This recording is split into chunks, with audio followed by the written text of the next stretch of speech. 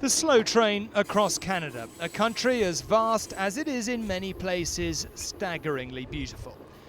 Unfortunately for the people who live here, keeping all this together isn't cheap, which may explain why it once got itself into so much trouble it was described as an honorary member of the Third World.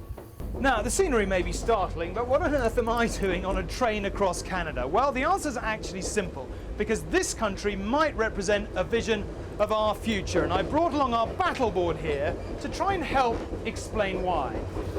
In the early 90s, Canada was running an annual overdraft of some 9.2% of national income. That's almost as much as ours, which is 9.3% this year and may rise as high as 14% next. But a government was elected here promising to deal with it. And by 1995, it had slashed public spending by 10%. By 97, it had cut it by a staggering 20%. It was painful, but it worked.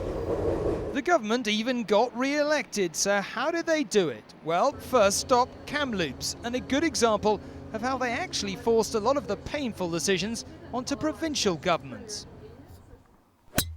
Here, businessman Bill Bilton found his local taxes shot up as provincial politicians tried to limit the scale of the cuts, but he'd bought the national message. I hated it. No one loves paying taxes like that. No one even accepts it, but you have to. You've got to pay them.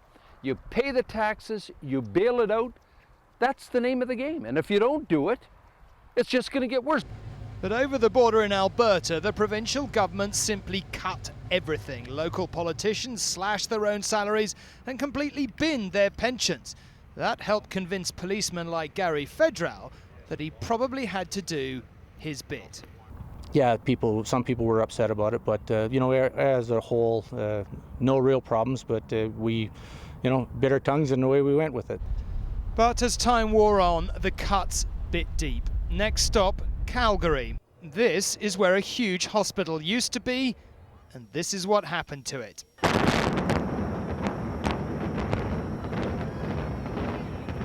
It was dynamited solely, campaigners say, because of the cuts. They are still steaming with rage more than a decade later.